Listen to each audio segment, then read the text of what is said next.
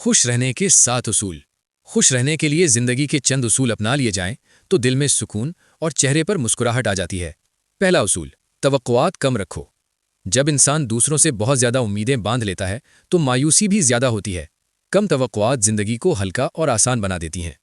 दूसरा उसूल, शुक्रगुजार बनो। जो कुछ अल्लाह ने दिया है उस पर शुक्र अदा करो, क्योंकि शुक्र दिल में सुकून और खुशी पैदा करता है।